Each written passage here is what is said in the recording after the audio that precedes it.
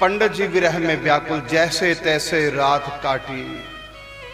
उनके मित्र वर्ग सब उनको घेरे बैठे रहे। रात भर जल से निकाली हुई मछली की तरह तड़पते रहे। जैसे तैसे सुबह हुई। संगी साथी जो थे अब अपने घर चले गए। इनके बच्चों को पंडित जी की संभाल सौंप करके पंडित जी जल तक नहीं ले रहे हैं और उनको प्यास भी नहीं लग रही।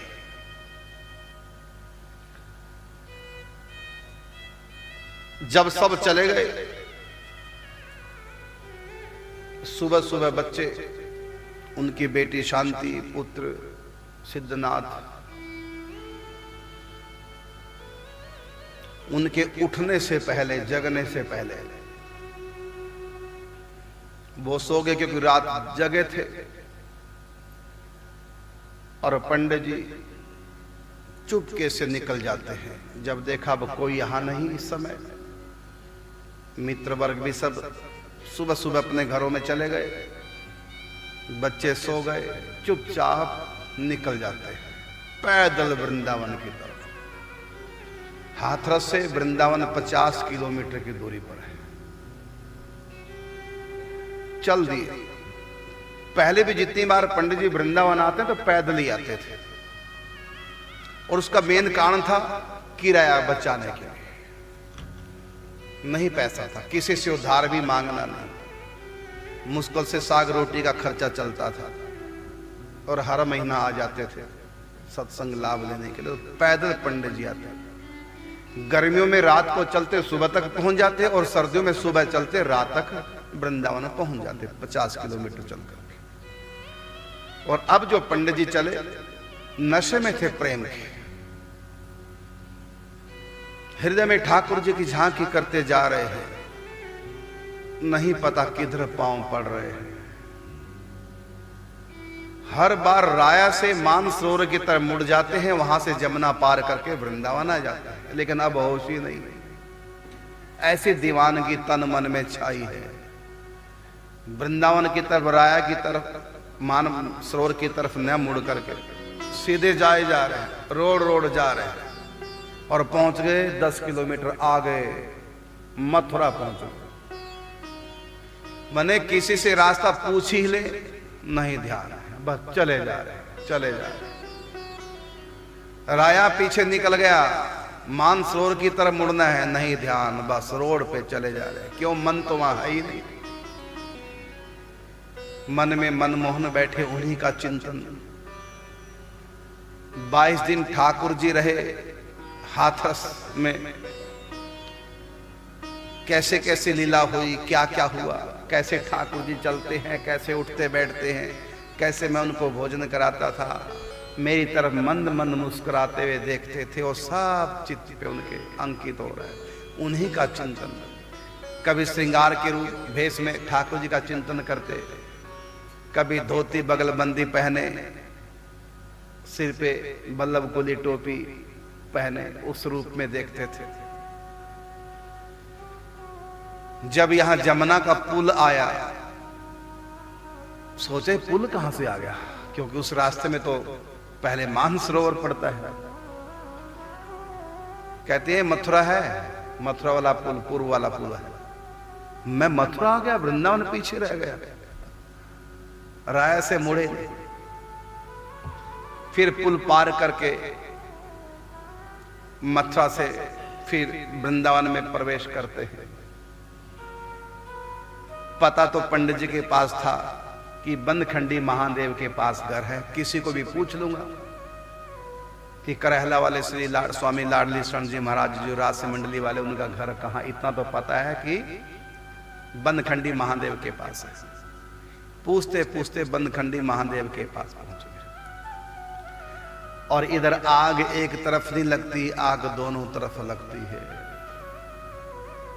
जो रास व्यारी हैं, प्रेम के शोर, उनके भीतर ठाकुर जी का आवेश। ऊपर छत पे ठाकुर जी टहल रहे हैं।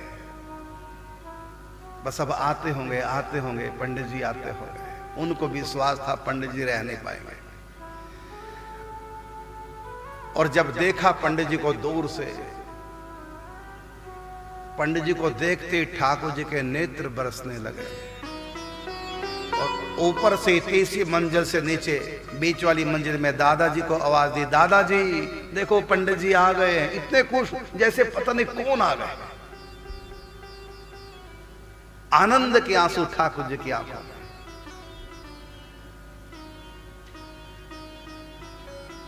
दो तीन मिनट के बाद फिर स्वामी लाडली शरण जी ने कहा, लाला प्रेम, प्रेम किशोर नाम था, वो प्रेम कहते हैं, लाला का मतलब बेटा। लाला प्रेम, अभी तक पंडित जी आए नहीं, तुम कह रहे थे पंडित जी आ गए। और ऊपर ठाकुर जी बैठे रो रहे थे, अपने आंखों के आंसू पोंछ करके ऊपर से बोले कि दादा पंडित जी ऊपर संकोचवश ना आ रहे हैं, रो रहे हैं पंडित जी। स्वामी जी लाडली शरण जी को बुखार आ गया था, क्योंकि सर्दी में रात को उनको आना पड़ा चोरी से पंडित जी से। सर्दी में ठंड लग गई, नींद पूरी नहीं हुई तो बुखार आ गया था, ठंड लग गई थी। उसी बुखार में, वैसा बुखार नहीं था मलेरिया वाला, ठंड का, ज्यादा ठंड लगने से जो हो जाता है। तो लेटे थे तो मुश्किल से उठे और नीचे गए। पंडित जी से कहा, आप आ गए? रोने लगे पंडित जी, वो तो पहले से रो रहे थे।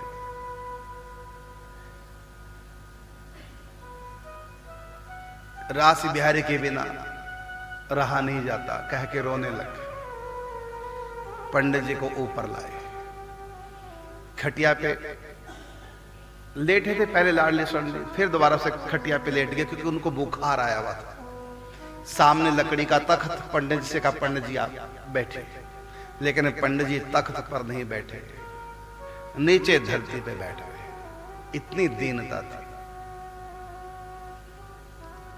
और ऊपर से ठाकुर जी उतर के नीचे आ गए, दादा के बगल में खड़े हो गए। बाबा ठाकुर जी के दर्शन करें, ठाकुर जी बाबा एक दूसरे को देख रहे, दोनों की आंखों के आंसू भरे।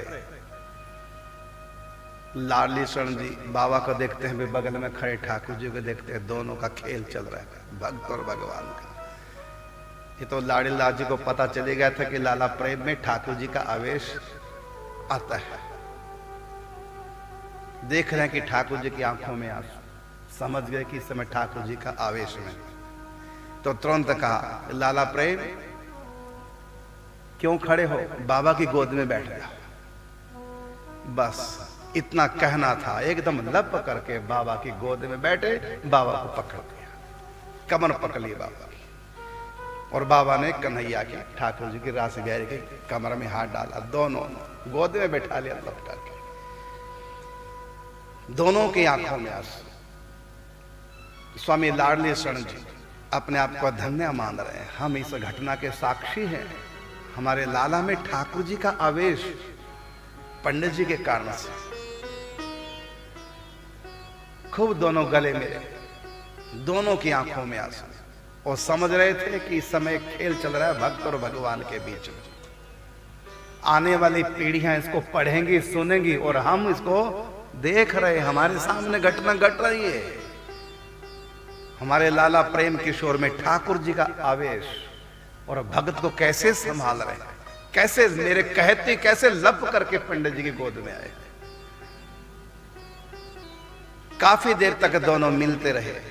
बार बार पंडित जी देखते हैं, मुंह गाल पकड़ के चूमते हैं, फिर हृदय से लगा लेते हैं, फिर हृदय से थोड़ा दूर करके फिर देखते हैं, फिर हृदय से लगा लेते हैं। ठाकुर जी की आंखों में भी प्रेम के आंसू, पंडित जी की आंखों में भी प्रेम के आंसू। जब थोड़ा भाव शमित हुआ और बाबा से थोड़ा दूरी पर जाके बैठ गए, बगल में ही रास बिहारी जी, तब स्वामी श्री लाडली शरण जी बोले, पंडित जी कब चले थे? कहते सुबह होते ही बस चल दिया था। कुछ खाया पिया भी कि नहीं? तो पंडित जी ने कोई उत्तर नहीं दिया, बस सर झुका लिया, समझ गए कुछ खाया पिया नहीं।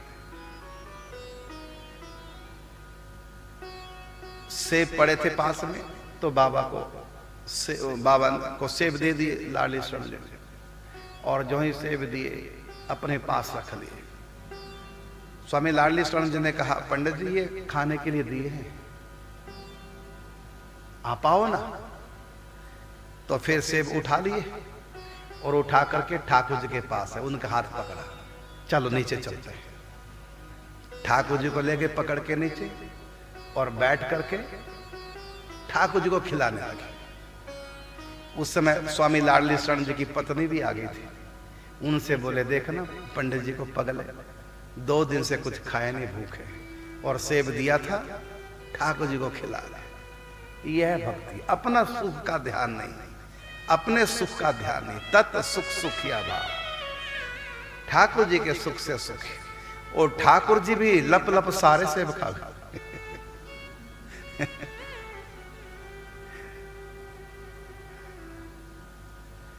उसके बाद पंडित जी को लेके जहां रास मंडली रुकी हुई थी, युगल घाट, राधा वल्लभ मंदिर के बगल से जो गली जाती आ गया जमुना जी की तरफ, वो युगल घाट, वहां पर रास मंडली रुकी। वहां पंडित जी के ठहरने की व्यवस्था की, और पंडित जी ने एक ही सेवा मांगी, क्या? ठाकुर जी की सेवा मैं करूं, जगाने से सुलाने तक की। उनको जगाना, वस्त्र धोने, शौच के लिए ठाकुर जी है उनके हाथ साफ कराने, ठाकुर जी को स्नान कराना, यहाँ से तौलिए से पहुंचना, ठाकुर जी को पूरा लाड डाला, ठाकुर जी के लिए भोजन परसना, उनकी थाली उठानी, उनको पान बीड़ा देना, ठाकुर जी का बिस्तर लगाना, ठाकुर जी को कुल्ला कराना, ठाकुर जी को दर्शन कराना, ठाकुर जी को मंजन कराना। जमुना जी जाएंगे तो ठाकुर जी के साथ वस्त्र लेके जमुना जी जाना। ठाकुर जी के जगने से लेकर सोने तक अष्टयाम से और बाबा खड़े। और इधर लाडली शरण जी को ये चिंता हुई कि पंडित जी के घर में कोई कमाने वाला नहीं, घर में छोटे छोटे बच्चे पंडित जी के जनपत्री बना करके जो भी बाबा को मिलता उससे घर गृहस्थी चलाते थे। अब बाबा यहाँ आ गए, घर में क्या होगा इनके? बाबा की बेटी शांति, बाबा का बेटा सिद्धनाथ, छोटे छोटे बच्चे अभी स्कूल में भी नहीं पढ़ने गए, अभी तो उनकी पढ़ाई, और इनकी छोटे भाई की विधवा पत्नी, उसकी गोद में छोटा सा बच्चा कृष्णदत्त, और घर में पुरुष कोई है ही नहीं कमाने खाने वाला, और पंडित जी को कोई चिंता नहीं दुनिया की। तो मैं याद करा देता हूं पंडित जी को, और फिर पूरी बात उनके घर की स्थिति पंडित जी को बताई। पंडित जी ने सुन लिया, और फिर बाद में सब भूमिका बना करके श्री लाडली शरण जी कहते हैं, अब आप जाइए, अपने घर संभालिए, घर को वहीं भजन चिंतन कीजिए, वहीं पर रास बिहारी का चिंतन कीजिए, उनका नाम जप कीजिए, और अपने गृहस्थी का पालन पोषण कीजिए। बाबा समझ गए कि स्वामी जी मुझको भेजना चाह रहे हैं। ठाकुर जी की तरफ देखने लगे, ठाकुर जी ने भी कह दिया, बिल्कुल जाओ, अपने घर को देखो। और स्वामी लाडली शरण जी ने ठाकुर जी को कह दिया था कि आप भी कहो, आप कहेंगे तो फिर ये बात मान जाएंगे। ठाकुर जी ने उनके घर वालों की याद कराई, छोटे छोटे बच्चे आपके हैं, आप जाओ। अब मजबूरी में ठाकुर जी की बात अब माननी पड़ी, न चाहकर भी पंडित जी को 8-10 दिन के बाद वहां से विदा कर दिया गया।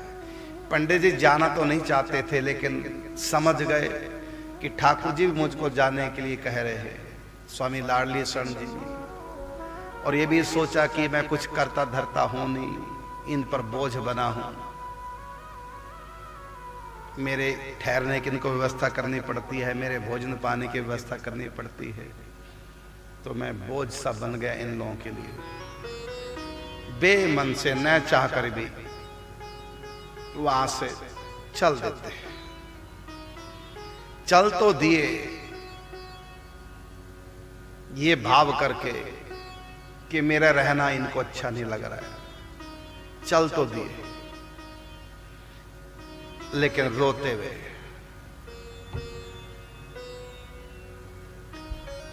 नहीं तो ठाकुर जी से मिल के जाते हैं। पंडित जी ने कहा था कि ठीक है मैं चले जाऊंगा, मुझको 4 चीजें चाहिए ठाकुर जी की। कौन कौन सी 4? ठाकुर जी का अधरामृत, मतलब उनका भुक्त प्रसाद, ठाकुर जी के चरणों की रज, ठाकुर जी का चरणामृत, और एक ठाकुर जी का कोई वस्त्र। ये 4 चीजें मेरे पास रहेंगी तो ठाकुर जी का वियोग जब जब मुझको सताएगा भी रहे, इनके दर्शन कर लिया करूंगा, इनको हृदय से लगा लिया करूंगा, थोड़ा मुख में डाल लिया करूंगा, ठाकुर जी का प्रसादी वस्त्र ओढ़ लिया करूंगा, हृदय से लगा लिया करूंगा। तो आज्ञा दे दी, चरणामृत भी बन गया, चरणों को धो के जल रख लिया, ठाकुर जी का प्रसाद भोग लगा के रख लिया, ठाकुर जी का पीतांबर भी ले लिया, ठाकुर जी के चरणों के रज जहां ठाकुर जी खड़े वहां से रज को समेट लिया। इतना सब कुछ करके फिर मन हो गया कि नहीं जाऊंगा, फिर दोबारा समझाया। फिर लाडली स्वर्ण ने कहा कि पंडित जी अब तो आप जाओ। फिर इनको थोड़ा सा प्रणय को भी हुआ कि ठाकुर जी ने मुझको कहा था कि पंडित जी आप जैसे उत्तम अधिकारी के लिए हमारे ब्रज में सदा द्वार खुले हैं, जब चाहो आ जाओ। अब मुझको यहां से भगा रहे। ठाकुर जी के ऊपर भी प्रणय को, प्रेम में क्रोध आ जाना, जिसका कारण प्रेम होता है। एक क्रोध होता है नफरत के कारण से आता है, ईर्ष्या के कारण से आता है। एक क्रोध आता है प्रेम के कारण से, जहां ज्यादा प्रेम है, थोड़ा भी अपने से उल्टी बात दिख जाए तो क्रोध आ जाता है, अधिक प्रेम जहां होता है। तो बाबा को प्रणय कोप आ गया और बाबा एक प्रकार से रूठ के चल दिए, दुखी होके चल दिए। बाबा चले गए और इधर ठाकुर जी रोने लगे। बालक जो प्रेम किशोर, उसमें ठाकुर जी का आवेश, ठाकुर जी रोने लगे। इधर रास्ते में चलते बाबा रो रहे हैं, इधर ठाकुर जी रो रहे हैं। रोते रोते हाथरस आ गया, बाबा को पता नहीं चला। हाथरस पहुंच गए, बीच की दूरी कैसे सिमट गई, कोई थकान नहीं। ये हुआ क्या? जैसे बंसी बट पे गोपियों का आवाहन किया ठाकुर जी ने, बरसाने से बंसी बट की दूरी 60 किलोमीटर है। बरसाने से गोपियां निकली बंसी बट के लिए, रास में बस निकली और पहुंच गई। बीच की दूरी और समय की देरी दोनों गायब हो गए। पंडित जी प्रेम के नशे में, पंडित जी को पता नहीं चला। पंडित जी को तो लगा कि अभी तो मैं निकला था वृंदावन से, हाथरस पहुंच भी गया। तो हाथरस पहुंचे तो पंडित जी के पास जो 4 चीजें थी उनको देख करके और विरह बढ़ गया। पंडित जी ने सोचा कि ठाकुर जी की निशानियां ले जा रहा हूं, इससे थोड़ा विरह में शांति मिलेगी, लेकिन उल्टा क्रांति हो गई। ठाकुर जी से दूरी और ये 4 चीजें जब देख करके पछाड़ खा के घर में गिर गए। इधर पंडित जी रो रहे हैं, उधर ठाकुर जी। इधर वृंदावन में ठाकुर जी पंडित जी के विरह में संतप्त, इधर पंडित जी ठाकुर जी के विरह में संतप्त। जैसे तैसे 2 रातें पंडित जी ने काटी हाथरस। पंडित जी भी समझ गए यदि मैं हाथरस में रह गया तो प्राण छूट जाएंगे। परिवार के लोग, मित्र वर्ग सब रोक रहे हैं और पंडित जी को कहते हैं, पंडित जी आपने अपना क्या हाल बना लिया। कहां आप सत्संग कीर्तन में नाम जप की महिमा सुनाते थे, कीर्तन की महिमा सुनाते थे, सत्संग सुनाते थे, आप पूजा पाठ नित्य नेम की महिमा सुनाते, भजन संध्या की महिमा सुनाते, और आज आपने सारा कुछ छोड़ दिया।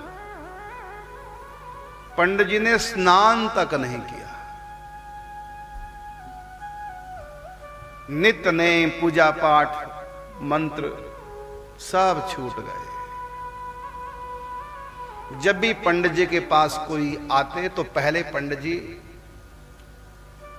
ऐसी चर्चा करते कि भगवान के हो जाए, भजन में लग जाए। लेकिन अब कोई चर्चा नहीं, केवल रोना और बार बार भगवान से प्रार्थना करते, मुझको बुला लो, मुझको बुला लो, अब मैं यहां रह नहीं सकता। पंडित जी के मित्र वर्ग ने कहा, पंडित जी अपना नहीं, कम से कम छोटे छोटे बच्चों का ध्यान रखना, आपकी सिवाय इन बच्चों का और कौन है। लेकिन पंडित जी को कुछ नहीं सूझ रहा है। यदि तुम लोग मुझको जाने नहीं दोगे, यहीं रखोगे, तो वैसे सिर छूट जाएगा। मुझको भेज दो, कम से कम मैं जीवित तो रहूंगा।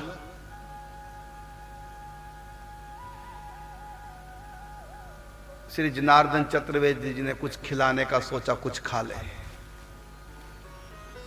जो ही मुख में लिया ग्रास, अंदर निगला ही नहीं गया। रोने लग गए, उगाल कर दी, धरती पर गिर पड़े और कहा, क्या करूं, निगला नहीं जाता। सोचो ऐसा भी प्रेम होता है। घर में किसी बच्चे की मौत हो जाए, जब प्यास लगती है वो मां भी पानी पी लेती है रोते हुए। घर में डेड बॉडी पड़ी है, मां को प्यास लगी है और इतने विरह में संतप्त मां की बेहोश हो गई। बच्चे की विरह में उस मां को भी उठा करके होश में दिला करके पानी पिला देते हैं, वो भी घूट पी लेती है, निगल लेती है अंदर। इतने प्रेम में बावरी मां हो रही है अपने बच्चे के, उस पागलपन में भी, उस विरह में भी जब कोई इनके मुख से गिलास लगाता है पानी का, तो वो भी घूट अंदर निगल लेती है। लेकिन पंडित जी की इससे भी आगे की स्थिति थी, कुछ भी गले के नीचे उतर नहीं रहा था। और क्यों नहीं ऐसे, उधर ठाकुर जी आह्वान कर रहे हैं, पंडित जी आ जाओ। ठाकुर जी का वृंदावन में मन नहीं लग रहा है, इधर बाबा का मन नहीं लग रहा है। 2 रात एक दिन जैसे तैसे पंडित जी ने काटा, फिर संकल्प कर लिया, अब कोई रोके कुछ भी करे मैं रुकने वाला नहीं तो प्राण छोड़ के चला जाऊंगा मैं वृंदावन, ये शरीर पड़ा रह जाएगा यहां पर। पंडित जी सुबह सुबह चलने को तैयार हो गए। फिर सोचा, पिछली बार मैं चला गया था 2-4 दिन पहले, कुछ नहीं ले गया था ठाकुर जी के लिए, अब ठाकुर जी के लिए मैं कुछ तो ले जाऊं। सुदामा भले कितना दरिद्र था, फिर भी चावल ले गया टूटे फूटे मांग करके ठाकुर जी के लिए। मैं पिछली बार खाली हाथ चला गया,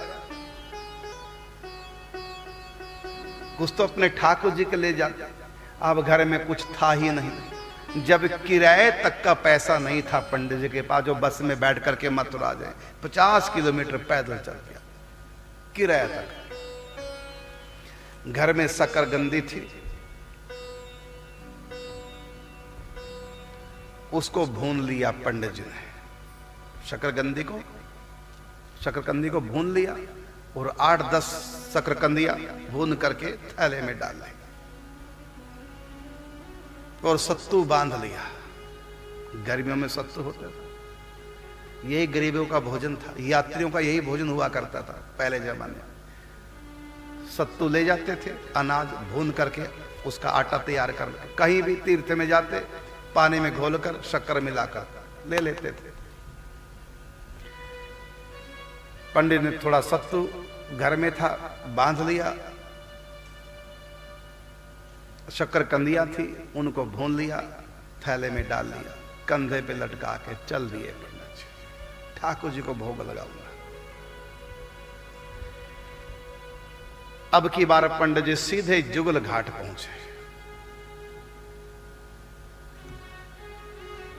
जब जुगल घाट पहुंचे तो ठाकुर जी मिले। ठाकुर जी जाके पकड़ लिया, हृदय से लगा लिया।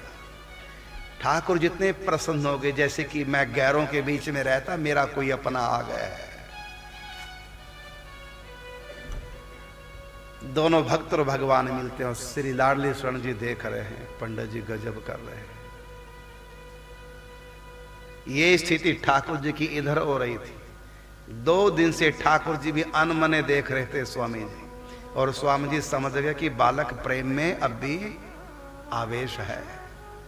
ठाकुर जी का कितने उदास हो रहे हैं, लेकिन कुछ पूछ नहीं रहे, कुछ कह नहीं रहे, डिस्टर्ब नहीं करे। मेरे घर में ठाकुर जी, मेरे पोते में ठाकुर जी का आवेश है, भक्त और भगवान की लीला के हम साक्षी बन रहे हैं। यद्यपि पंडित जी श्री लाडली शरण जी चाहते नहीं थे कि पंडित जी आ जाए। क्यों? क्योंकि लीला में विघ्न पड़ता है, और यह भी था कि जितना ये पास रहेंगे प्रेम उतना ही बढ़ता जाएगा, कहीं पंडित जी का सिर ना छूट जाए। तो चाहते नहीं थे कि पंडित जी आए, वो भेजना ही चाहते थे, लेकिन पंडित जी के प्रति सम्मान भी इतना है, पता है कि जब ठाकुर जी जीने के लिए रो रहे हैं, इनका तिरस्कार ना हो जाए। यहां ठाकुर जी को भोग लगाया सबने। जब भोग लगाया तो पंडित जी सोचता है मेरी वो सूखी शकरकंदियां शकरकंदी का शकरगंदी, जैसे सुदामा के मन में आया कि 56 भोग आरोगने वाले मेरे टूटे कच्चे चावल, ऐसी पंडित जी को लगा। इतना स्वादिष्ट भोजन रास मंडली के पास पहुंच रहे और मेरी वो सूखी जली भुनी शकरकंदियां भोग नहीं लगाया। रात को पंडित जी ने कुछ खाया भी नहीं, और यह भी प्रभु का विधान ही था, किसने पूछा भी नहीं, ध्यान ही नहीं रहा। पंडित जी रात को भूखे सो गए, जबकि ठाकुर जी किसी को भूखा सोने नहीं देते, लेकिन जब कोई लीला करनी हो ना,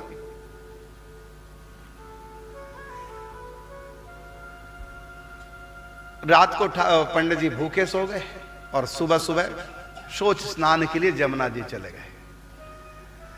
और क्यों नहीं पंडित जी ने कुछ खाया कि मैं ठाकुर जी के लिए भून करके शक्करकंदियां लाया, मैंने ठाकुर जी को खिलाई नहीं तो स्वयं कैसे खा ला, ये सोचकर जब ठाकुर पंडित जी सुबह सुबह अगले दिन जमुना जी शौच स्नान करने गए तो ठाकुर जी उठे। सुबह सुबह उठते ठाकुर जी को भूख लगाई,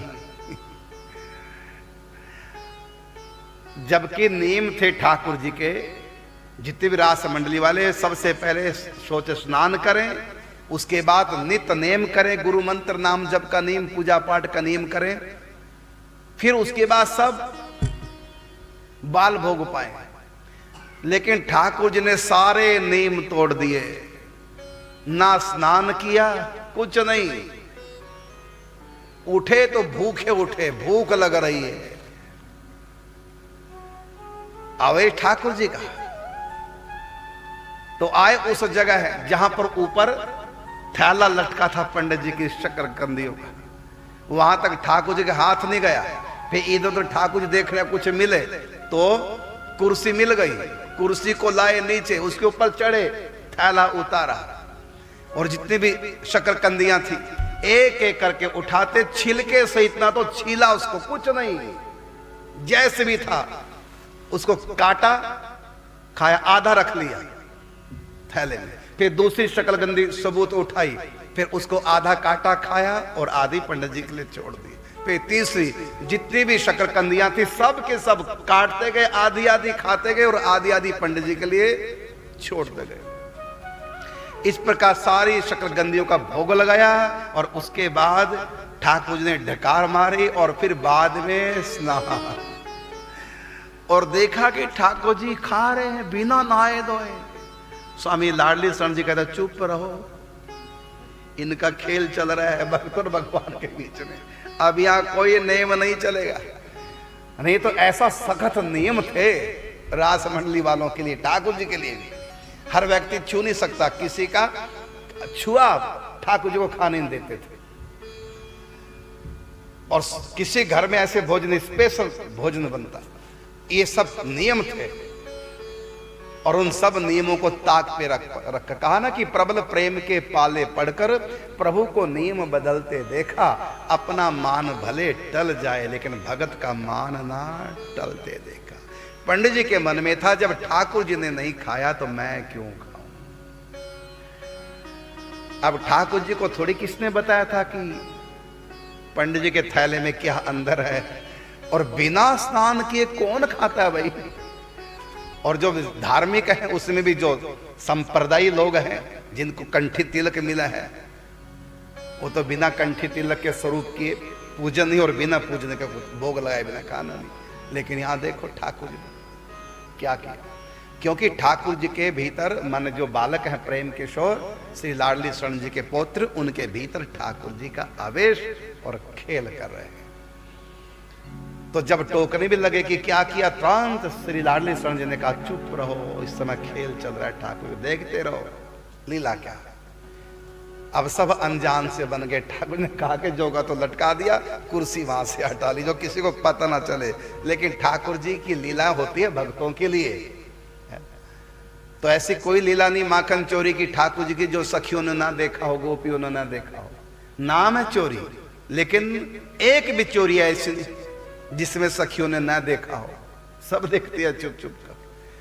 ये चोरी से चोरी करते हैं और सखियां चोरी से देखती हैं। एक चोरी से लीला कर रहे हैं और एक चोरी से लीला देख रही है। ना तो सामने आके देखती हैं और ना वो सामने चोराते, दोनों ही चोर है। ठाकुर जी चोरी से चोरी कर रहे हैं और सखियां चोरी से देख रही है। सामने आ जाए क्यों नहीं आती ना, फिर ही भाग जाएंगे, बस छुप छुप के हम देखती रहे। ठाकुर जी जब नहीं आते किसी घर में तो प्रार्थना करती थी, आज मेरे अंगना में आओ नंदलाल, दर्शन की प्यासी गुजरिया। यहां ठाकुर जी ने सबसे पहले उठ करके कुर्सी ली, ऊपर चढ़े, शक्करकंदियां सब खाई और जो कहते हैं ऊपर रख दी झूठी करके आधी आधी पंडित जी के लिए। लगा कि कोई देख नहीं रहा, लेकिन सब देख रहे हैं लीला ठाकुर जी की। उसके बाद पंडित जी आए। अब पंडित जी को थोड़ी पता क्या खेल हुआ, और ठाकुर जी भी ऐसे हो गए कि जल्दी से पंडित जी आए, मैं पंडित जी को बताऊं, फिर पंडित जी लेंगे, कितना अच्छा लगेगा पंडित जी को। ठाकुर जी भी प्रसन्न, चोरी करके उनको गौरव का अनुभव हो रहा है चोरी से कहा करके कि पंडित जी को कितनी प्रसन्नता मिलेगी अब पंडित जी आएंगे। तो पंडित जी आए, नित्यनेम अपना पूरा करके जमुना किनारे अपना नित्यनेम कर लिया और आए। और जो ही पंडित जी आए देखा ठाकुर जी बड़े प्रसन्न, जैसे पता नहीं ठाकुर जी को आज क्या मिल गया, इतने प्रसन्न। और पंडित जी से बोले, पंडित जी क्या है लाला कि मैंने सारी जो आप मेरे लिए लाए थे ना शक्करकंदियां सारी खा ली, आपके लिए आधी आधी छोड़ दी। और जो ही कहा तो उस समय एकदम लप करके ठाकुर जी खड़े थे, घुटने टेक करके बाबा ने, और ठाकुर जी कमर पकड़ ली और ठाकुर जी ने बाबा की झूठे मुंह झूठे हाथ ठाकुर। और जब देखा ऊपर से आधारी उतारी बैग थैला, तो उसमें देखा सारी शक्करकंदियां आधी आधी खाई, अभी आपके लिए। तो ऐसा नहीं कि जब भगवान अवतार लेते हैं तभी ऐसी लीलाएं करते हैं। भिलनी के बेर, सुदामा के चावल, कर्माबाई के खिचड़ी और विदुरानी के छिलका, आज भी ठाकुर जी लीला करने को तैयार है। जरा तारों से तारे मिलाकर तो देख, प्रभु बंधे हुए खींचे हुए चले आएंगे। जब मिले तार से तार क्यों ना मिले कन्हैया, जब होगा सच्चा प्यार क्यों ना मिले। भगवान जब किसी भक्त के जीवन में आते हैं सबसे पहले गुरु के रूप में आते हैं, संत के रूप में आते हैं। जैसे बालक आम है, प्रेम किशोर इसका नाम है, श्री लाडली शरण जी के पुत्र है, एक आम इंसान है, लेकिन एक भगत के लिए उनके भीतर भगवान प्रवेश करके जब उनका भाव, इसी प्रकार गुरु के भीतर भी भगवान का प्रवेश होता है। जो दीक्षा दी जाती है, जो शिक्षा दी जाती है, तो ऐसे थोड़ी संत बोलते हैं, उनके दिमाग में बात आती है। तो कहां से आती है, क्या बोलना, क्या, कितनी बार ऐसा होता है कि जो हम सोचा भी नहीं वो बोल देते हैं। सुनाना था क्या, प्रसंग क्या, और पहुंच गए कहां से कहां। जब हम कथा से हटकर कुछ और बोलने लग गए तो उस समय कोई ये ना सोचे कि बात क्या चल रही थी, पहुंच कहां गए।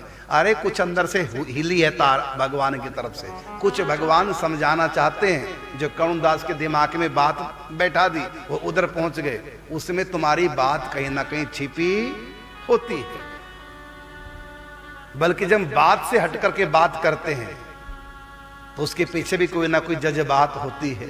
और बाद में लोग कहते हैं महाराज ये बात हम सोच के चले थे, प्रश्न हम करके चले थे कि ये पूछेंगे, आपने बिना ही पूछे सत्संग में उत्तर दे दिया। तो इसी प्रकार गुरु के मन में, संतों के मन में, प्रवक्ता के मन में, कथावाचक के मन में कोई ना कोई ऐसा अधिकारी बैठा हो, उनके मन में ठाकुर जी बात डाल देते हैं और वो कह देते हैं। तो रास बिहारी के रूप में जैसे आए, इस सबसे पहले तो मां बाप के रूप में भगवान आते हैं। भगवान विष्णु पालन करता है। गर्भ में बच्चा आया तो मां की छाती में दूध आ गया। ये व्यवस्था किसकी थी? मां की थी, अपनी व्यवस्था। मां ने सब किया था क्या?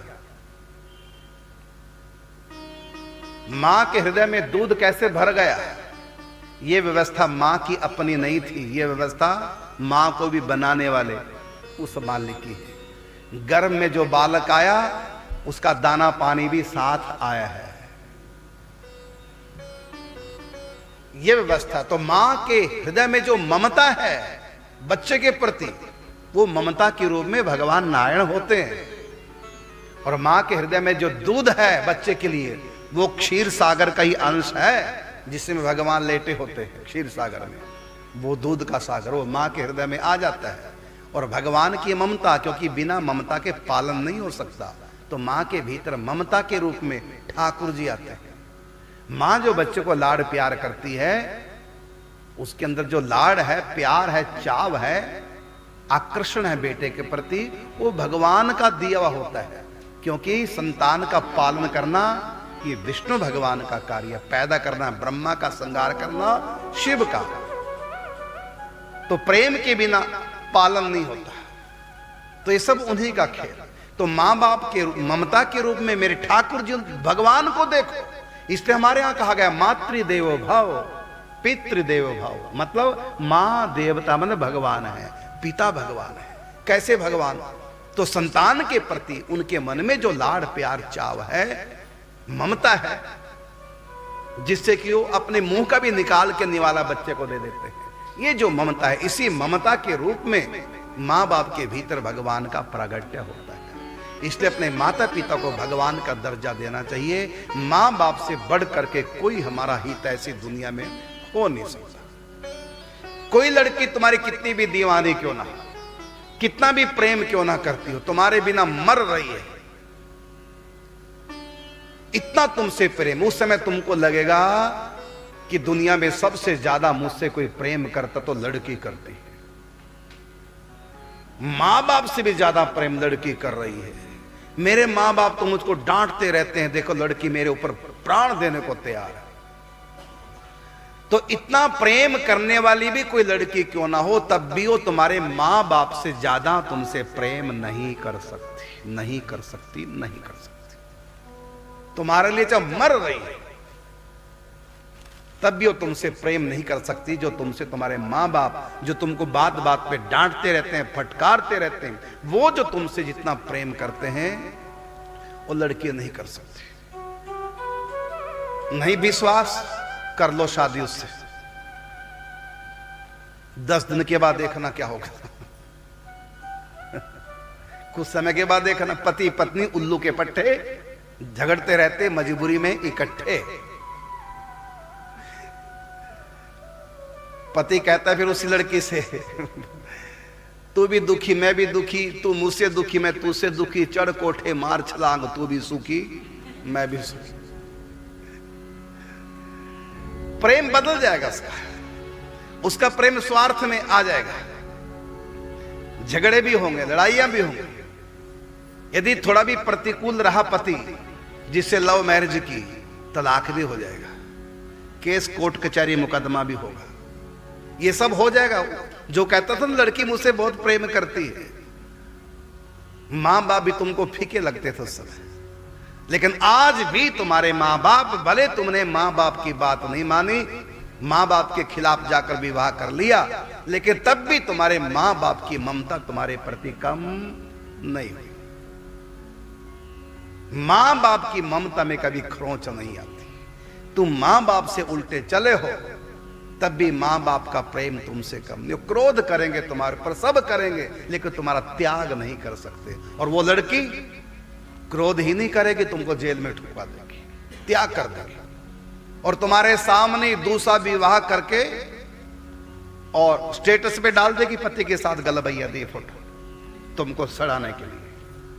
लेकिन मां कभी ऐसा नहीं करती। तुम नालायक हो और तुम नालायक को छोड़ करके अनाथालय जाकर किसी लायक को मां गोद ले ले, कभी नहीं कर सकती।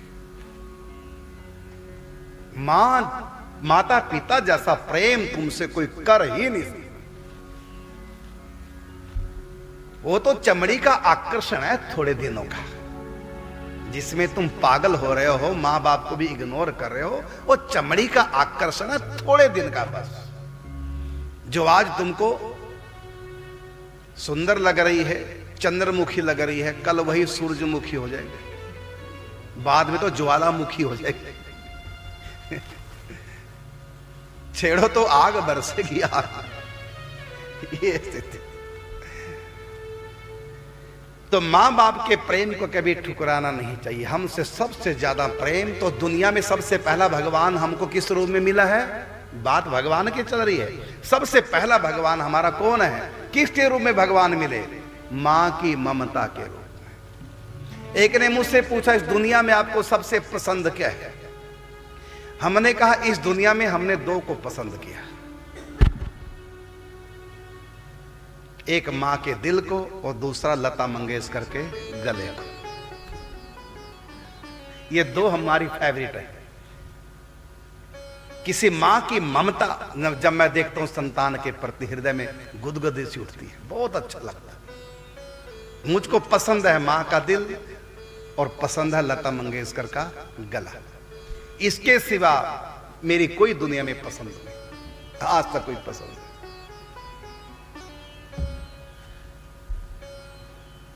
तो मां जैसा दिल दुनिया में किसी का हो नहीं सकता। कोई तुमसे कितना भी प्रेम करे, तुम्हारे मित्र यार दोस्त कोई कितना भी प्रेम करे, सब बनी बनी के हैं, बिगड़ी का कोई नहीं।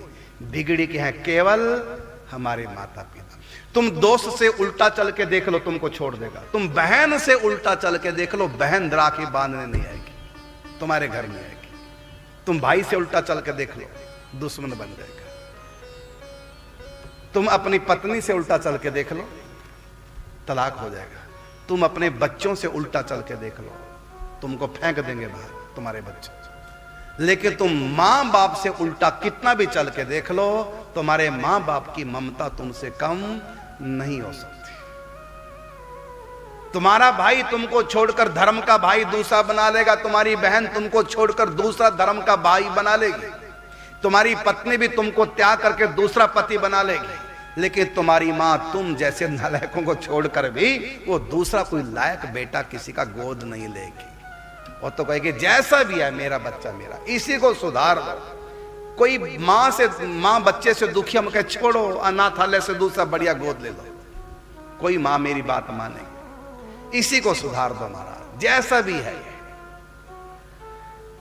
इसलिए हमारे यहां का मातृदेवो भव पितृदेवो भव, ये देवता है, इनके अंदर जो ममता है वो भगवान की। और इसी प्रकार हमारे का गुरु आचार्य देवो भव। तो प्रथम भगवान हमारे माता पिता हैं और दूसरे भगवान जो हमको शिक्षा देने वाले गुरु हैं, जो हमारे जीवन को संवारने वाले हैं, जो हम मानवों में मानवता भरने वाले हैं, जो हमको आध्यात्म का पथ दिखाने वाले, वो सब गुरु कहते हैं वो भी भगवान है। तो माता पिता के हृदय में भगवान की ममता बन करके भगवान अवतार लेते हैं, और गुरु के यहां भगवान ज्ञान बन करके अवतार लेते हैं। जो गुरु ज्ञान देते हैं, शिक्षा देते हैं, ये ज्ञान कहां से आया? वहां से तारे हिलती हैं। तो संतान के प्रति प्रेम ममता माता पिता के मन में भगवान के यहां से आती है। ऐसे गुरु के भीतर ज्ञान, वो भी भगवान के यहां से आता है। जैसे मेरे पास शिक्षा दीक्षा कहां से आई? मेरे गुरुओं से। मेरे गुरुओं के पास कहां से? तो उनके गुरुओं से। गुरु गुरु गुरु करते करते चले जाओ, अंत में हंस भगवान से शिक्षा दीक्षा ही। तो ये सारा कहां से पावर आ रही है? भगवान से। इसलिए गुरु कौन है? भगवान। माता पिता कौन है? भगवान। तो माता पिता में क्या है भगवान वाली बात? ममता, प्रेम। और संतों में, गुरु में कौन सी बात है? भगवान। कैसे उत्तर क्या है? तो शिक्षा और दीक्षा के रूप में भगवान। इसलिए हमारे यहां कहा गया सदगुरुदेव भगवान। हम कहते हैं ना, बोल सदगुरुदेव भगवान की। तो सदगुरुदेव में कौन सा भगवानपन है? तो ये है ज्ञान। हमारे 12 गुरु हैं, तो 12 गुरुओं से हमको ज्ञान मिला है। तो गुरु कौन? गुरु ज्ञान। गुरु कौन? गुरु विवेक। गुरु कौन? गुरु सद्बुद्धि। और ये वहीं से मिलेगी। तो मूल में गुरु सबके भगवान है, ज्ञान स्वरूप भगवान है। तो यहां पर भगवान रास बिहारी के रूप में है। जहां भी भगवान का भाव करोगे, भगवान वहीं से खेल प्रारंभ करेंगे। किसी भी संत के प्रति गुरु भाव कर लो। गुरु का सीधा मतलब होता है भगवान, भगवत भाव करना। देखो वहां से खेल प्रारंभ हो जाएगा। माता पिता के भीतर भगवान है, ममता के रूप में भाव कर लो। भगवान मां बाप के माध्यम से मुझको प्रेम कर रहे हैं। मां के माध्यम से मेरे ठाकुर जी ने मुझको दूध पिलाया। मां के माध्यम से भगवान ने मुझको ममता दुलार दे करके बड़ा किया है। पिता के माध्यम से भगवान ने मुझको धन के द्वारा मेरी पढ़ाई, विवाह, शादी आदि सब की मेरे ठाकुर जी ने की। इसलिए मेरे माता पिता मेरे भगवान हैं, मैं इनकी सेवा करूंगा, इनसे उल्टा ना चलूं। ऐसा पवित्र भाव माता पिता के प्रति करके देखो, वहीं से चमत्कार होने लग जाएगा। ऐसे भाव करके गुरु में देखो।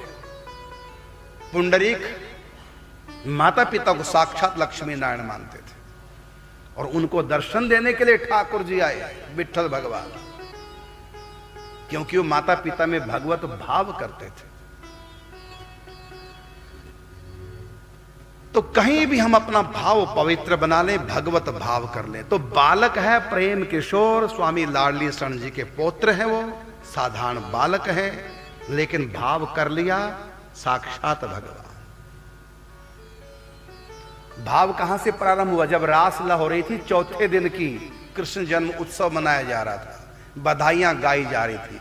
पंडित जी आंखें बंद करके ये नहीं सोच रहे थे कि ये सब गा रहे हैं। नहीं, नंद भवन 5000 साल पहले द्वापर युग में श्री कृष्ण अवतार लीला का चिंतन कर रहे हैं। ये जो गा रहे हैं तो भाव क्या कर रहे थे? गोपियां गा रही है, नाच रही है। और ठाकुर जी जो ही फूल मारा, आंख खोली तो सामने वही नंद आलया, नंद के आनंद भाई बाल कृष्ण लाल साक्षात दर्शन दिए। क्यों? क्योंकि यही वो भाव कर रहे थे। रास बिहारी में ठाकुर जी का भाव, और उस मंच पर गोकुल प्रकट है, ये भाव कर रहे थे। और जाकी रही भावना, जैसी प्रभु मूर्त देखी तिन तैसी। ऐसी ऐसी भगवान की लीला होने लगी। अब देखो उनमें भगवान का वेश आ गया। शकरकंदियां पूरी ठाकुर जी खा गए, आधी आधी, और छोड़ दी पंडित जी के लिए। अब इसको साधारण बात मत समझो, भाव करके देखो। ऐसी एक बार की बात, जब हम बरसाने रहा करते थे खेतों में कुटिया बना करके, तो सांकरी खोर में प्रतिदिन नंदगांव का बालक जो कृष्ण बनता था और चिकसोली का बालक जो राधा रानी बनता था। छोटे छोटे बालक, स्कूल के बच्चे। तो प्रतिदिन वहां संत थे हमारे निम्बार की, तो बालकों को राधा कृष्ण सजा करके थोड़ा छोटे बच्चों को सखियां बनाकर हर रोज रास करवाते थे। हारमोनियम पे गाते थे, ठाकुर नृत्य करते थे। और कोई बाहर का व्यक्ति देखने वाला नहीं होता। हाँ, अचानक कोई यात्री आ जाए देख ले, अलग बात। बाकी केवल नित्य रास वहां अपने भाव से संत कराते थे। इधर हम भी 5 बजे करीब आश्रम से कुटिया से निकलते थे। पहले सांकरी खोर जाते, ठाकुर जी को प्रणाम करते और ठाकुर जी के लिए कुछ ना कुछ ले जाते। कभी मूंगफली ले गए भोग लगाने के लिए, ज़्यादा तो हमारे पास कुछ होता नहीं था। ऐसे कभी कुछ ले जाते थे ठाकुर जी के भोग लगा के। फिर हम आगे निकल जाते थे गहबर। वहाँ थोड़ा आधा घंटा बैठते थे। पूज्य रमेश बाबा का सत्संग होता था, वहाँ सुनते थे। उसके बाद 7 बजे हम मंदिर पहुंच जाते थे। तो ये हमारा प्रतिदिन का नियम था। एक बार की बात, जब हम गए सांकरी खोर, ठाकुर जी श्री जी सिंहासन पर बैठे, बालक दोनों ठाकुर जी श्री जी के स्वरूप में। हमने ठाकुर जी का भोग लगाया और उसके बाद हमको जाना था रमेश बाबा की कथा में, और उसके बाद फिर आरती में। श्री जी बोली हमको पंजाबी बाबा कहती थी श्री जी हमको बोली, पंजाबी बाबा हमको कोई कथा सुनाओ भक्तमाल की। हमने छोटी सी कथा श्री जी को ठाकुर जी को सुना दी। फिर बोली हारमोनियम लो, हमको कीर्तन सुनाओ, और हमको जाना था बाबा के यहाँ सत्संग में, चलो सुना दिया। जब पूरा हो गया और फिर श्री जी, हमने कहा श्री जी से अब हम बाबा की कथा में तो जाएंगे नहीं, समय हो गया, अब हम यहां से सीधे डायरेक्ट निकल जाते हैं आरती के लिए। हम चल दिए कह के। श्री जी बोली बाबा कहां जा रहे हैं? हमने कहा श्री जी की आरती में, 7 बज रहे हैं। तो बालक जो श्री जी, उनमें श्री जी का आवेश आ गया और हमसे बोले किसकी आरती करने जा रहे? मैं तो यहां बैठी हूं। हमसे बोले किसकी आरती करने जा रहे? मैं तो यहां बैठी हूं। हम समझ गए कि श्री जी की कृपा हुई है। हमने श्री जी के मंदिर जाना छोड़ दिया, वापिस आ गए। फिर हमसे बोली कि श्री जी कि आपके पास कुछ खाने को और है? हमने कहा है। तो दाने थे, तो हमने दाने दे दी, हाथ में डाल लिए और बुलाने लगे आओ आओ करके। मोर आगे कहां से पता नहीं, उस थे नहीं वहां, आवाज सुनते मोर आ गए और आगे हाथ किया, मोर आए और उसमें से उठा के खाने लगे, मोरों को खिलाने लगे। अब लीला अपनी दिखा रही है। ऐसे मोर तो भागते हैं, नजदीक नहीं आते, लेकिन श्री जी बुलाने लगी। मतलब श्री जी ने इशारा कर दिया कि मैं यहां आ गई हूं और ये लीला कर रही हूं, देखो मोर कैसे आ रहे हैं। और सारे मोर कां कां करके आ गए। श्री जी अपने हाथों से दाना खिला रहे। तो भाव करके देखो, रास बिहारी साक्षात भगवान है, गुरुदेव साक्षात भगवान। ये संत, इनके रोम रोम में भगवान बसे हैं, भगवान की सवारी है। मेरे माता पिता लक्ष्मी नारायण है, मुझको पालन करने के लिए आए हैं इस रूप में। ऐसा पवित्र भाव बना के देखो, भक्तों में भाव बना के देखो, तिलक में भाव बना के देखो। तिलक में ठाकुर जी का निवास है। जिसके माथे तिलक समझो भगवान का मंदिर है, वो प्रणाम करो। जिसके गले में कंठी है वो भगवान की सवारी, इसके अंदर भगवान है, प्रणाम करो। संतों का, साधुओं का भेष है, भेष को प्रणाम करो, मेरे प्रभु का भेष है। भाव करके देखो, ये भाव जगत है। रास बिहारी के प्रति भाव किया। जब ठाकुर जी को मैं खिला नहीं सका, सुदामा की तरह संकोच हुआ बाबा को। इतना बढ़िया बढ़िया ठाकुर जी को खिलाया जा रहा, सब भोग लगा रहे हैं। ये मेरी शकरकंदी जली भुनी, वो भी सुबह की, अब संध्या होगी, रात खराब हो गई होगी। जब ठाकुर जी को नहीं भोग लगाया संकोचवश, तो स्वयं भी नहीं खाया, भूखे सो गए। और फिर ठाकुर जी उठते हैं बिना स्नान किए, अपने नियम तोड़ दिए। प्रबल प्रेम के पाले पड़कर प्रभु को नियम बदलते देखा। अपना मान भले टल जाए, लेकिन भक्त का मान न टलते देखा। फिर भक्त भगवान का मिलन हुआ। पंडित जी वहां रह गए कुछ दिन। जब पंडित जी रह गए, फिर वही बात, लाडली सन को दया आई पंडित जी के बच्चों पर, उनका क्या होगा। फिर याद कराया, फिर पंडित जी को फिर भेज दिया, अब जाओ। पंडित जी बहुत सेवा कर लिया आपने, ठाकुर जी को हमारे बहुत अदार लड़ाया, और हम तो यही चाहते हैं पंडित जी आप यहीं रहो, हमारे ठाकुर जी को खूब लाड़ लड़ाओ। हम भी निश्चिंत हैं ठाकुर जी की सेवा में। जो हमने जल घड़िया रखा है उसकी भी अब आवश्यकता नहीं, हम यही चाहते हैं आप आ जाओ। लेकिन आपका परिवार है, छोटे छोटे बच्चे हैं, कोई घर में कमाने वाला नहीं, बीच बीच में आया जाया करो, अब जाओ, बहुत दिन हो गए। अंत में पंडित जी को फिर जाना पड़ा और पहुंच गए घर। वही स्थिति आ गई, जो ही घर पहुंचे फिर विरह की ज्वाला भड़क पड़ी। इधर से भी ठाकुर जी भी विरह में संतप्त, और उधर पंडित जी। पंडित जी का मित्र वर्ग सब आगे की आगे, पंडित जी वृंदावन से। फिर उनको समझाने लगे, पंडित जी अब तक ठाकुर जी के पास रहते, खा पी लेते थे, और जो ही जाते हैं हाथरस वापिस, खाना पीना फिर बंद हो जाता, भूख ही नहीं लगती थी। जबकि इस भौतिक शरीर में ठीक है, कोई किसी से भी प्रेम करता तब भी रोटी तो खाता ही है ना। लेकिन पंडित जी का सारा कुछ छूट जाता, जाते फिर वही विरह रोते हैं। अंत में पंडित जी ने सोचा कि अब की बार मैं जाऊंगा वृंदावन, वहां कोई काम करूंगा, कोई भी काम करूंगा, दिहाड़ी मजदूरी कुछ भी, ठाकुर जी की सेवा भी होती रहेगी और मैं मंडली के ऊपर भार भी नहीं बनूंगा, कुछ काम करूंगा। जाने की ठान ली।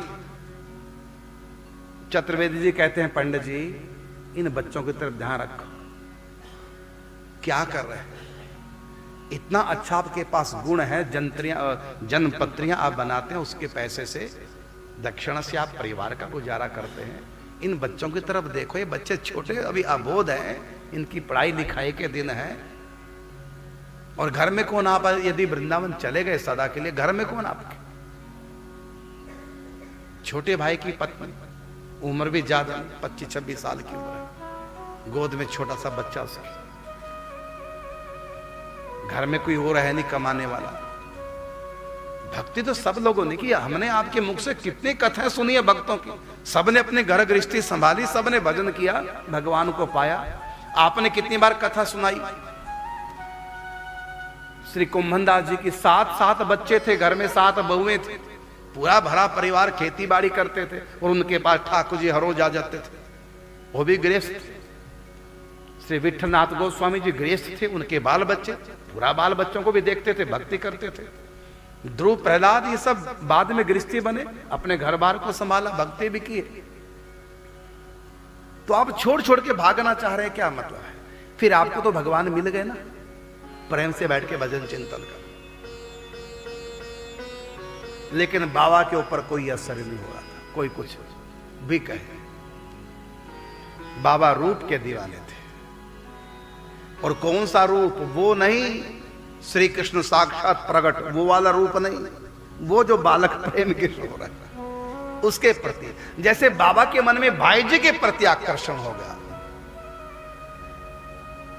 और उनको कृष्ण मान लिया, ऐसे इनका भी प्रेम किशोर बालक में कृष्ण भाव हो गया, उसी रूप के दीवाने। वो कृष्ण का जो रूप है, सुंदर मोर मुकुट पीतांबर, वो वाला नहीं, यही जो प्रेम किशोर बालक, उसी का रूप रंग उनको आसक्त हो गए। मेरा पुत्र है, बेटा पने का भाव।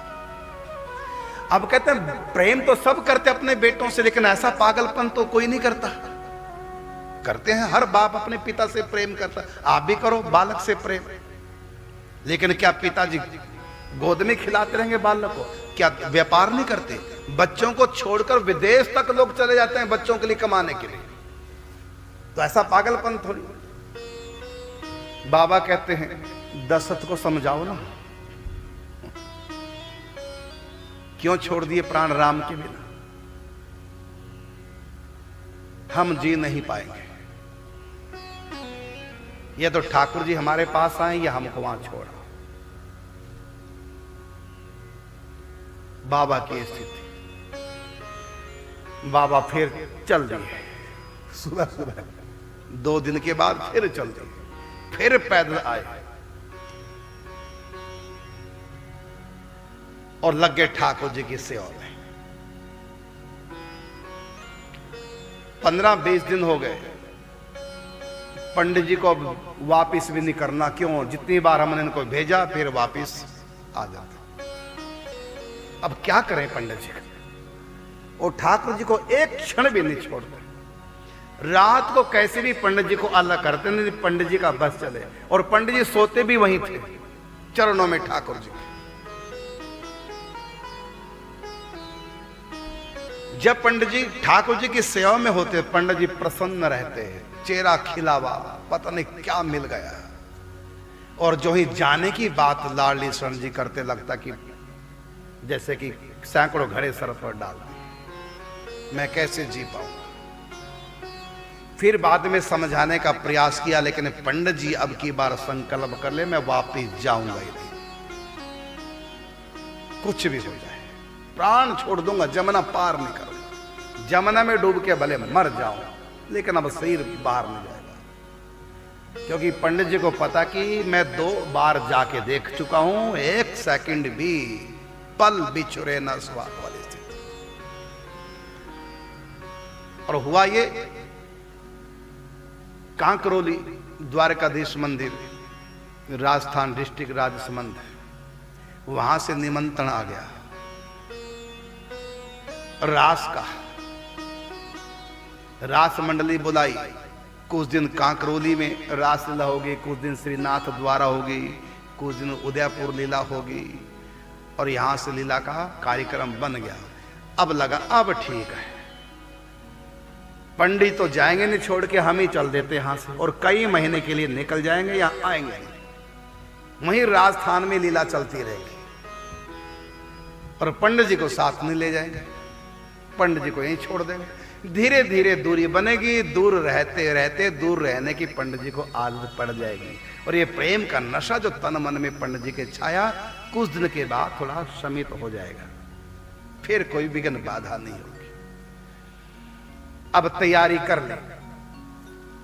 पंडित जी को लगा पता कि ठाकुर जी श्रीनाथ द्वारा जा रहे हैं, कांकरोली जा रहे हैं, उदयपुर जा रहे हैं। पंडित जी कहने लगे श्री लाडली शरण जी को कि मैं भी साथ में जाऊंगा। लाडली शरण जी ने कहा कि नहीं, वहां इतने लोगों की व्यवस्था नहीं, आप जा सकते, आप यहीं रहो प्रेम से वृंदावन में। रोक दिया गया। अंत में कहा कि मथुरा तक स्टेशन तक ठाकुर जी को छोड़ने जाने दो मुझको, चलो कोई नहीं, वहां तक आ जाओ। वृंदावन से मथुरा स्टेशन तक ठाकुर जी को छोड़ देंगे। अब इनको था लाडली शरण जी को कि जब ट्रेन चलेगी कहीं ये कूद ना जाए ट्रेन के आगे। स्थिति ऐसी पागलपन की छाई थी पंडित जी में, इसलिए ट्रेन चले उससे पहले पंडित जी को विदा करो पहले यहां से, क्योंकि अब यहां कोई है भी जो उसको पकड़ के रखे। हम सारे ट्रेन में बैठे होंगे और ये आगे कूद जाएंगे, पागल तो हो ही रहे प्रेम में। एक एक क्षण इनका रास बिहारी के बिना पहाड़ों के समान लगता है, नहीं कटता। और कोई यहां जनार्दन के मित्र वर्ग कोई नहीं है, कौन संभालेगा, कौन पकड़ेगा इनको। ट्रेन चलेगी तो ट्रेन के पीछे भागने लग जाएंगे, ट्रेन के आगे कूद जाएंगे, इनका कुछ नहीं पता। इसलिए पंडित जी से कहा, पंडित जी अब ट्रेन आने वाली है, अब आप जाओ। पंडित जी तो समझ रहे थे कि मुझको भगाना चाह रहे हैं। पंडित जी ने कहा चलो ठीक है, तो मैं आपको प्रणाम कर लूं। चरण पकड़ लिए, कहा कि ठीक कर लो। वैसे स्वामी लाडली शरण जी किसी को टच करने नहीं देते थे, प्रणाम करने नहीं देते थे, लेकिन कहा कि चलो अब ये कहरा जैसी बला टले, चल तू कर ले प्रणाम और जा। ट्रेन आए उससे पहले, और ट्रेन आने वाली थी। चरण पकड़ लिए, अनय विनय करने लगे, कहता हो गया प्रणाम, अब जाओ अब जाओ। जबकि तिरस्कार करना नहीं चाहते थे पंडित जी का। पंडित जी के प्रति बहुत ऊंचा भाव था कि इनके लिए साक्षात भगवान का वेश अवतार हो रहा है, बहुत ऊंचे भक्त हैं, हम भाग्यशाली जो दर्शन कर रहे हैं। लेकिन पंडित जी के प्रेम में, पागलपन में ऐसी कुछ बातें हो जाती थी तो वो भी तंग आ जाते थे। अब थोड़ा सा रूखापन करना पड़ा, चाहते नहीं थे स्वामी जी, रूखापन करना पड़ा। अब पंडित जाओ, हो गया बस जाओ। फिर पांव पकड़ के बोले एक बार ठाकुर जी से मिल लो। ऊपर से ट्रेन आ रही है। फिर गुस्से में बोले हाँ ठीक है, जल्दी जाओ, प्रणाम करो, जाओ।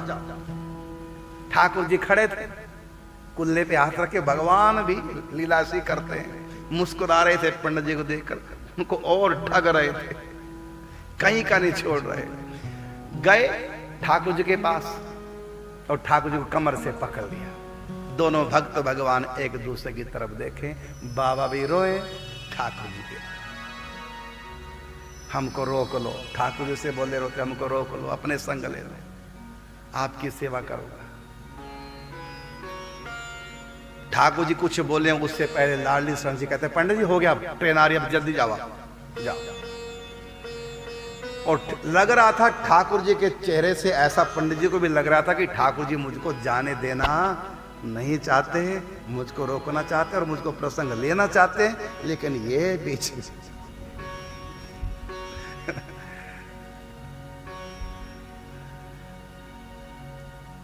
और फिर पंडित जी को वहां से विदा कर दिया।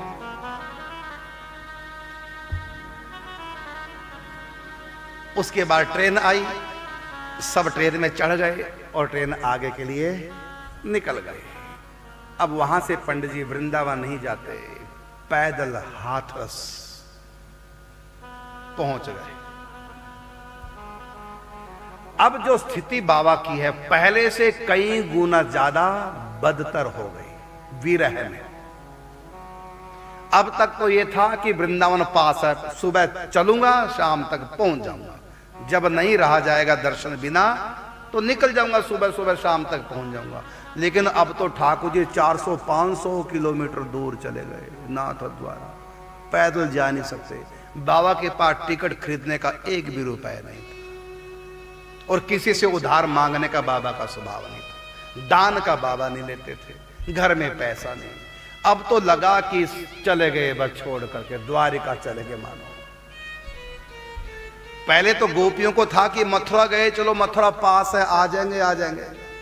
14 साल तक इंतजार करती रही और 14 साल के बाद मथुरा छोड़ के वो गए द्वारिकापुरी। अब तो आशा भी खत्म हो गई गोपियों की। अब तक तो ठाकुर जी वृंदावन थे तो तसल्ली थी, चलो पास है, जब ज्यादा विरह सताएगा सुबह चल के शाम तक पहुंच जाऊंगा, 50 किलोमीटर की दूरी तो है। लेकिन ठाकुर जी तो अब चले गए राजस्थान डिस्ट्रिक्ट राजसमंद। अब इनकी बड़ी विचित्र स्थिति हुई है। अब अधिक क्या वर्णन करें बाबा के विरह व्यथा का। अब तो सबको पूरा विश्वास हो गया पंडित जी सुबह शाम के मेहमान, कभी भी सिर छोड़ सकते। और ये स्थिति पंडित जी की लगातार 17 दिन, आज 17 दिन हो गया हाथरस आए पंडित जी को। इन 17 दिनों में ना खाया ना पिया, और लोग तो कहते हैं कि पंडित जी लगता पागल हो गए हैं, इनको हॉस्पिटल में दिखाओ, कोई दवाई बूटी करो, क्योंकि भूखे रह करके पंडित जी के दिमाग में गैस चढ़ गई है, गर्मी छा गई है इनके दिमाग में, इसलिए अलाय बलाय बोल रहे हैं। ये शंका होने लगी पंडित जी को लेकर के, और रात भर नहीं सोते थे, अपने बच्चों को जगा के रखते हैं। वो कहते मुझसे बातें करो, भगवान की बातें करो, मुझको कुछ पढ़ के सुनाओ, मीरा का पद, सूरदास जी के पद, तुलसीदास जी के पद, वो बच्चे पढ़ के सुनाते और सुनते। और अंत में बच्चों को नींद आती, कहते बप्पा बम को नींद आ रही है, अच्छा कोई नहीं सो जाओ। अब बच्चे दोनों सो जाते हैं, बाबा को तो नींद नहीं। फिर बाबा को विरह व्याप्त है, अकेले बाबा दहाड़ मार के रोए। फिर बच्चों को जगाते हैं, बच्चों को उठाते जो अभी भी थोड़ी देर पहले सोए थे, मुझको कुछ सुनाओ, ये सूरदास जी का पद गा के सुनाओ, ये मीरा का पद गा के सुनाओ। बच्चे भी छोटे छोटे परेशान हो गए। फिर सुबह श्री जनार्दन चतुर्वेदी जी आते हैं, बच्चे बताओ तो उनकी आंखें लाल, बिना नींद के सोए नहीं बच्चे। पूरी बात बताई, बप्पा ने सोने नहीं दिया, मुझको कुछ सुनाओ, मुझको कुछ सुनाओ। श्री जनार्दन चतुर्वेदी जी कहते पंडित जी क्या कर रहे हो तुम, बच्चों को सोने तक नहीं दे रहे, देखो इनकी आंखें कितनी लाल होगी नींद के कारण, और तुम रात भर जगा के रखते हो। पंडित जी रोने लगे, मैं क्या करूं, एक क्षण भी जीना दूभर हो गया। ये बच्चे जब पद गायन करते थोड़ा सा तसल्ली से मिल जाती है। आज ही रात में अकेला प्राण छटपटा रहे थे, लग रहा था कि अब सिर छूट जाएगा, अब हार्ट मेरा बंद हो जाएगा। बच्चों को जगाया, मुझको कुछ सुनाओ। तो ऐसी स्थिति बाबा की लगातार 17 दिन आज हो गए। अब तो हो गया कि पंडित जी बचेंगे, समझाना तक छोड़ दिया, अभी बचने वाले नहीं। और खाना पीना बिल्कुल नहीं। और लोग कहते हैं खाते पीते रहने की आंखों में ये आंसू पानी इतना कहां से आ रहा है। आंखें भी बाबा की सूज करके मोटी हो गई, अनवरत अश्रु विसर्जन। लेटते भी बाबा नहीं, बैठे रहते, कभी आंगन में बैठे, कभी भीतर बिस्तर बैठे, कभी रात को घूमते रहते हैं, पागलों की तरह हो क्या गए। कहते हैं डॉक्टर को दिखाओ, 2 दिनों से कुछ खाया नहीं, गर्मी चढ़ गई, भूख नहीं लग रही तो लीवर खराब हो गया, लीवर में गर्मी हो गई क्योंकि खाते नहीं कुछ भी, डॉक्टरों को दिखाओ। तो क्या क्या बातें बनने लगी। 17 दिन जब हो गए, अब सबको हो गया कि अब बाबा बचेंगे नहीं, और अब अंत में बाबा ने कहा कि मैं जा रहा हूं। कहां? नाथ द्वारा। कैसे जाओगे? इतनी दूर, राजस्थान में डिस्ट्रिक्ट राजसमंद, इतनी दूर कैसे जाओगे? पैसा तुम नहीं लोगे, तुम्हारे पास है नहीं टिकट का। ये कोई वृंदावन है कि 50 किलोमीटर सुबह के शाम को पहुंच गए। लेकिन बाबा के दिमाग में बात आ नहीं रही थी कि इतने दूरी तय कैसे करूंगा, बस चलना है।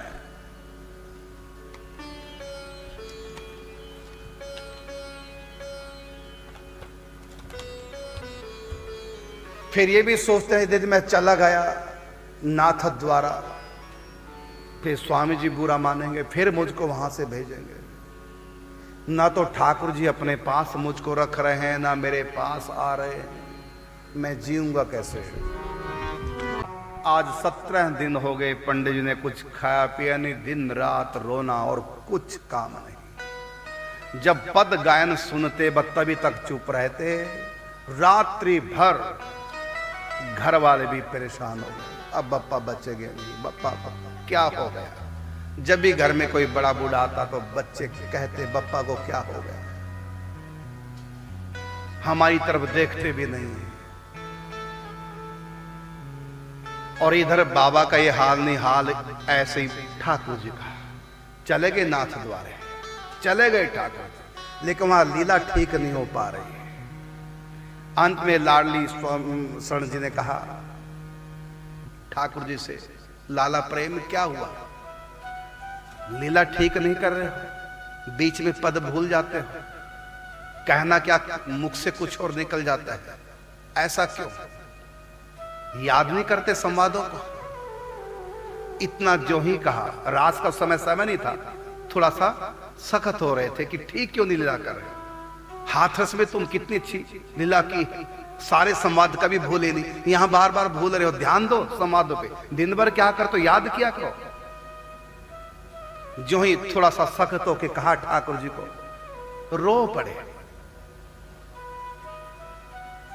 स्वामी लाडली शरण जी ने अपनी गोद में खींच लिया, सर पे हाथ रखा, उनकी पीठ थपका लगा। लाला क्या हुआ? क्या हुआ लाला प्रेम, क्या हुआ तुमको? बड़ी मुश्किल से अपने आप को धैर्य मधाते संभाल के बोले कि दादाजी, हाथरस में तो पंडित जी थे, यहां नहीं है, मेरा मन नहीं लग रहा है। इतने से समझ गए कि अब इनके अंदर ठाकुर जी बोल रहे हैं। आवेश अभी शांत नहीं हुआ, अभी लाला में ठाकुर जी का आवेश अभी शांत नहीं। फिर बड़े पुचकार का ध्यान दो, भक्तों को देखो, आपके तो इतने भगत है, एक ही थोड़ी भगत है।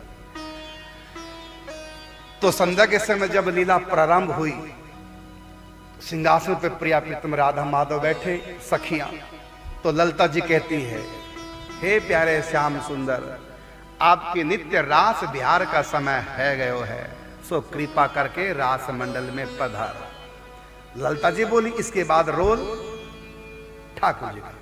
ठाकुर जी राधारानी की ठोड़ी को छू करके कहना होता है कि हे श्यामा जी, नित्य रास लीला का समय हो गया है, सो कृपा करके रास में पधारो, ऐसे कहना था। अब ठोड़ी तो छू दी श्री जी की और कह रहे हैं, हे प्यारे पंडित जी, हे प्यारे श्री पंडित जी, आपके नित्य रास लीला का समय है गया है, सो कृपा करके रास मंडल में पधारो। ठाकुर जी के मुख से निकला, हे प्यारे श्री पंडित जी, और वो हारमोनी पे ऐसे से करे। लाडी स्वामी जी, क्या कर रहे हो? ध्यान से बोलो संवाद, ध्यान दो क्या बोल रहे हो। अब सोचिए, इधर बाबा की ये स्थिति है और उधर ठाकुर जी की स्थिति। कितना प्रेम करते हैं ठाकुर जी भक्तों से। इधर समस्या ये आ रही है पंडित जी को, ठाकुर जी भी चाहते हैं कि पंडित जी आ जाए तो लीला ठीक हो, लेकिन पंडित जी आए कैसे? उधार मांगना नहीं, पास में पैसा नहीं और इतना लंबा सफर पैदल हो नहीं सकता।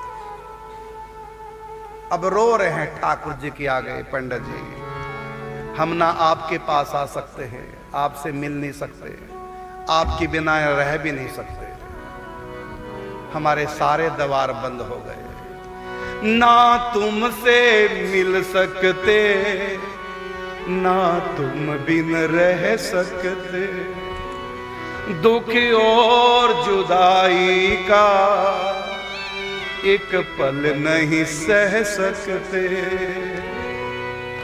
कैसी मजबूरियों का,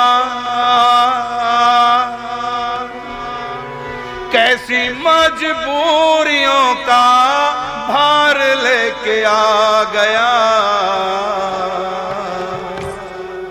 मुझे किस मोड़ तेरा प्यार लेके आ गया, मुझे किस मोड़ तेरा प्यार लेके आ गया, ना तुमसे मिल सकते, ना तुम बिन रह सकते, ना तुमसे मिल सकते, ना तुम बिन रह सकते, दुख और जुदाई का एक पल नहीं सह सकते, दुख और जुदाई का एक पल नहीं सह सकते, कैसी मजबूरियों का, कैसी मजबूरियों का भार लेके आ गया, मुझे किस मोड़ तेरा प्यार लेके आ गया, मुझे किस मोड़ तेरा प्यार लेके आ गया।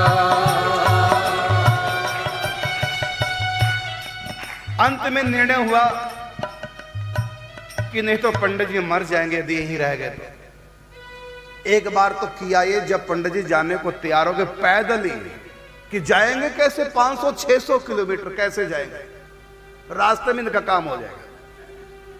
फिर क्या क्या, एक ने इनके भाई की जो विधवा है उनको, और उनकी गोद में बच्चा कृष्णदत्त, और बाबा के दोनों शांति बेटी और पुत्र, इन चारों को बाबा के सामने खड़ा कर दिया, इनको देखो पहले, देख रहे हो उनकी क्या स्थिति बनी है। लेकिन बाबा को नहीं कुछ दिख रहा, नहीं कुछ सूझ रहा है। फिर जब नहीं माने बाबा, रोने लग गए, या तो मुझको जाने दो, नहीं तो सही छूट रहा है, मैं जी नहीं पाऊंगा, मुझको अब कुछ नहीं सूझ रहा है ठाकुर जी कैसे। फिर आप पैदल कैसे जाएंगे, पैसे ले लो, नहीं हमारा नियम, हम किसी से उधार नहीं लेते, घर में है नहीं पैसा, होगा क्या। जैसे तैसे पंडित जी को रात को रोक लिया। अब स्थिति है कि भेजें तब मुसीबत, रास्ते मर मरा जाएंगे बिना कुछ खाए पिए, और 17 दिनों से पानी तक नहीं पिया, ये जी कैसे रहे हैं। यही एक लोगों के लिए बहुत बड़ा चमत्कार था, बिना खाए, और यहां तक शौच तक नहीं गए, बाथरूम तक नहीं गए, क्या विचित्र लीला। अब रात को रो रहे हैं, ठाकुर जी से प्रार्थना कर रहे हैं, मुझको बुला लो, मुझको बुला लो, पैसे किसी से उधार नहीं लूंगा, पैदल इतनी दूर कैसे आऊंगा, मुझको बुला लो, आप तो कुछ भी कर सकते हैं, कुछ भी कर सकते हैं, होने को अनहोनी, अनहोनी को होनी में आप बदल सकते हैं, कुछ करो, कुछ करो, मुझको बुला लो, नहीं तो आप स्वयं आ जाओ।